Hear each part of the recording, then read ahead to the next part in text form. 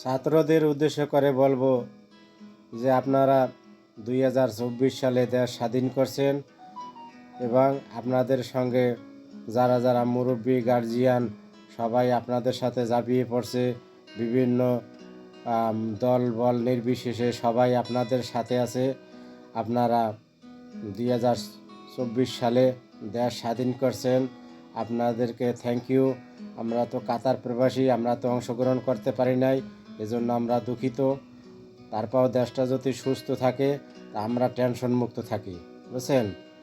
দেশে এখন বিভিন্ন রকম আয়না ঘর হয়েছে, এ ঘর হয়েছে, ও ঘর হয়েছে, কত রকম পাবলিক মারার কত রকম যে সিস্টেম বাইর করছে, যাক আল্লাহ তালাই জানে। আর বাকি যারা যারা গুম করছে, খুন করছে, তারা বেশি ভালো জানে। এইসব কাজে কর্মে যে কীভাবে এরা জড়িত হয়েছে এক আল্লাহই ভালো জানে। এ থেকে তারা যেন দূরে সরিয়ে আসুক। এই যারা গুম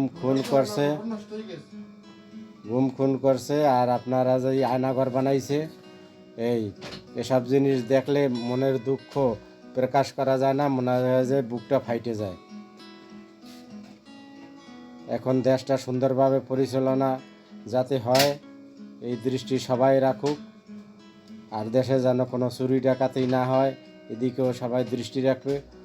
চুরি ডাকাতি হইলে তো থানায় নাইলে আর্মিদেরকে ফোন দিয়া যেন যোগাযোগ করিয়া আইনের আনা হয়। দেশটা যেন খুব সুষ্ঠুভাবে চলে, কোনো যেন ঝামেলা মুক্ত থাকে আর কি। ওকে গাইস, আমি একজন কাতার প্রবাসী, আপনাদেরকে সবাইকে থ্যাংক ইউ জানাই। আর অনেক ভাই রক্ত দিয়েছে, অনেক ভাই মারা গেছে, তাদের জন্য